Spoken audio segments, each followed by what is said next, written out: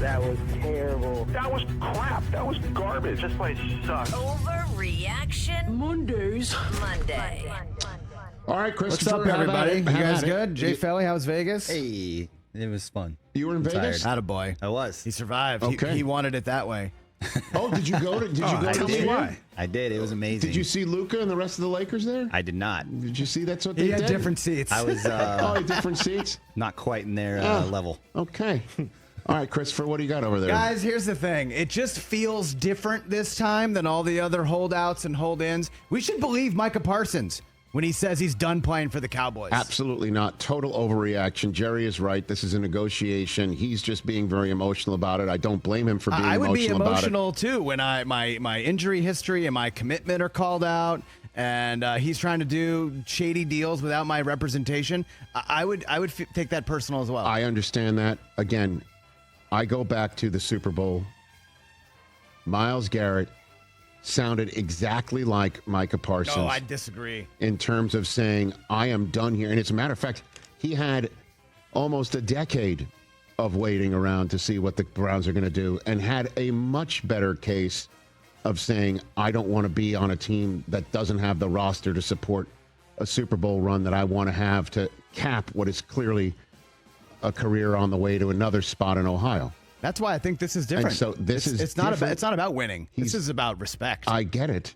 And the only way that respect can be absolutely bridged is with the contract he's going to get, in the same way that whatever needed to be bridged with Myles Garrett was bridged by $40 million a year. Respect. I don't think this is about money for Micah. Neither was apparently about that for Myles Garrett, and it turned out to be exactly something that made this thing better.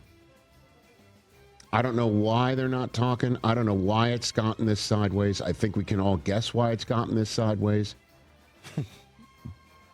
But it's going to get worked out.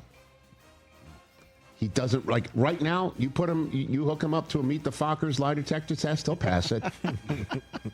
I bet you he believes he doesn't want to play for the Cowboys anymore. Pothead Focker. Then he gets a call from he gets a call one day when he's strolling around on Oxford on, his cell phone rings. Hello, what's going on? Well, here's the deal.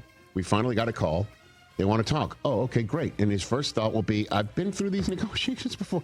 Your first thought is like you're cursing. You don't want to hear from these people because they're not responding to you, and then deep down you do want to hear from them. Then you hear from them, and you're like, oh, this is going to work out great.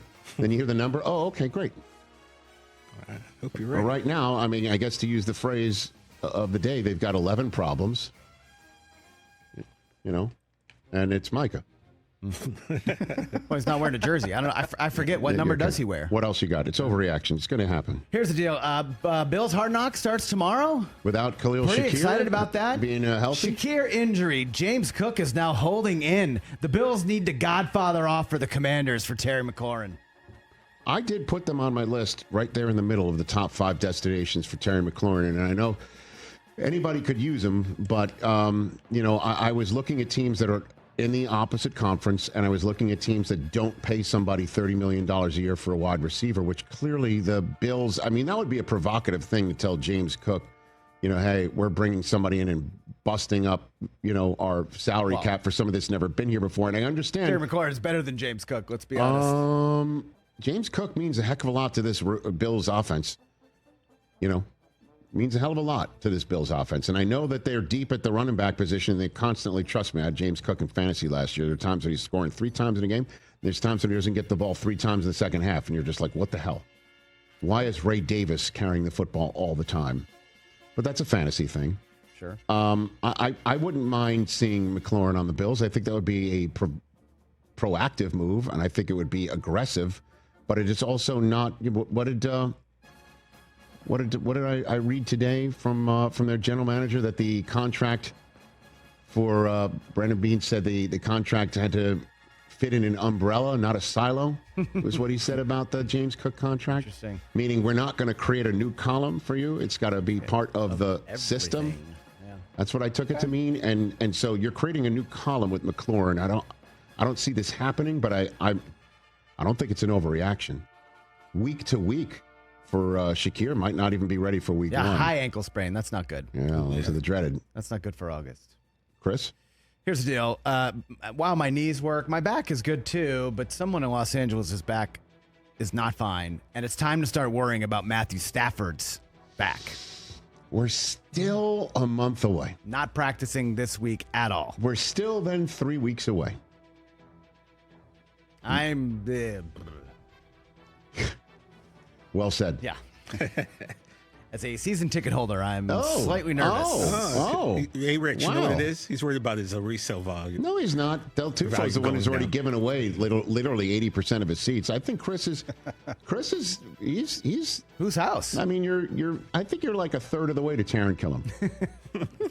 You know what I mean? That's an album. You're a third. That's an album. You're a third of the way to Taron Killam. I like that. It's time to start worrying about Matthew Stafford. Oh my arm! It's broken! Not an overreaction. I hear you. So what's going on? What's going on? I know. Oh, we're seeing a second specialist? There's a lot of specialists in Los Angeles too, in Southern California. He'll be in good hands. I don't know what's going on. Did he slip? Did he fall? I don't know what happened. Oh. Okay.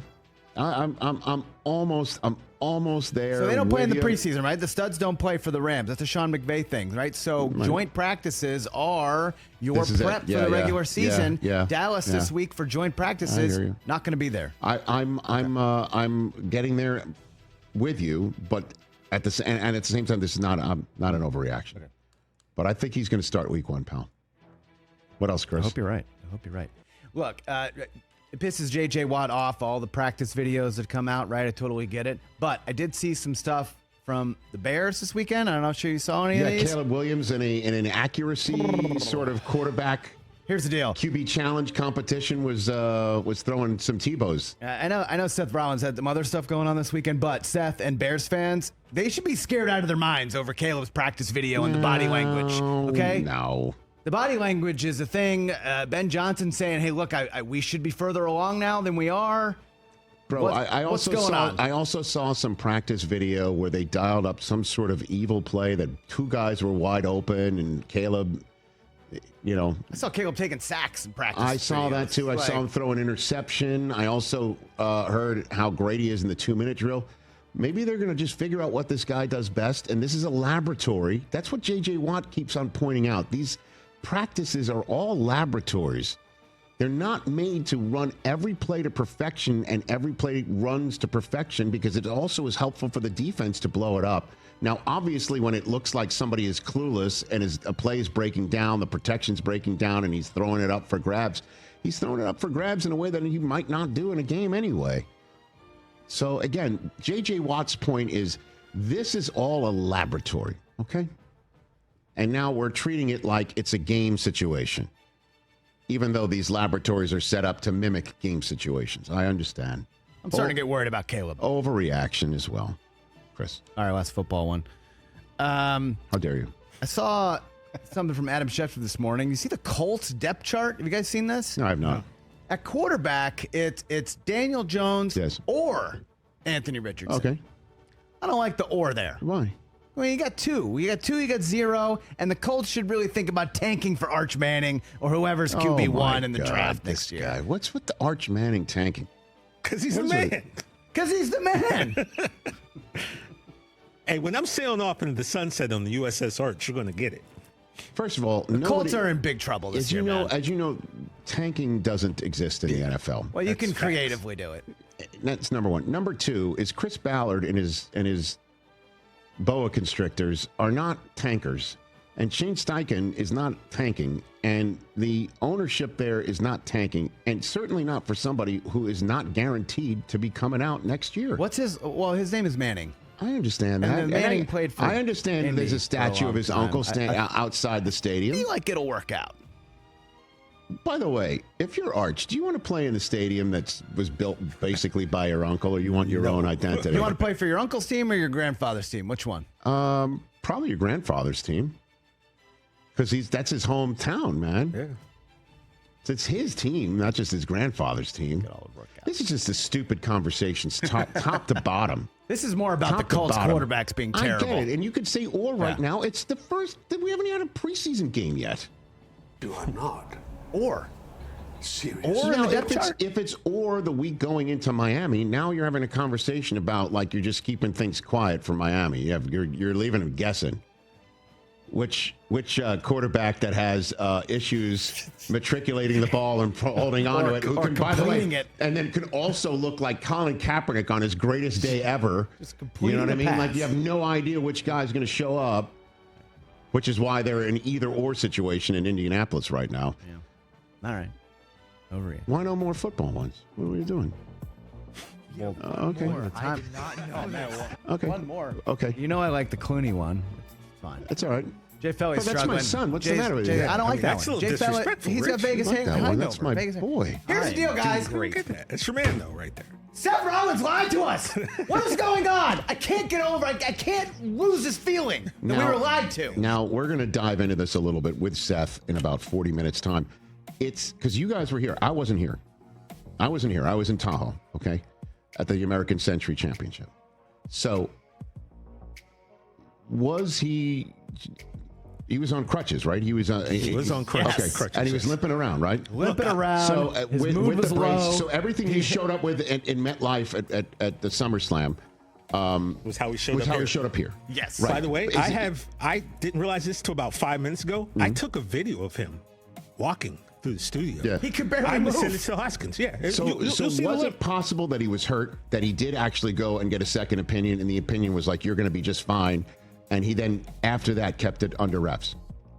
I mean, anything's possible. Unlikely. So I'll just say at this point in time, overreaction, but later on I will hold him to account. Okay, good. I'll try to, if you will, pin him down. Good luck with that. That's the I champ, know bro. that. You can't pin the champ. I'm very well aware of this. I'm very, very, very well aware. Certainly because, I'm just glad that the Money in the Bank case is over there. So he's not here to hit me upside the head or on my back or we're all about the head, chest, and neck area. Let me tell you. With it. Catch the Rich Eisen Show live weekdays from 12 to 3 p.m. Eastern on Roku Sports Channel in the U.S.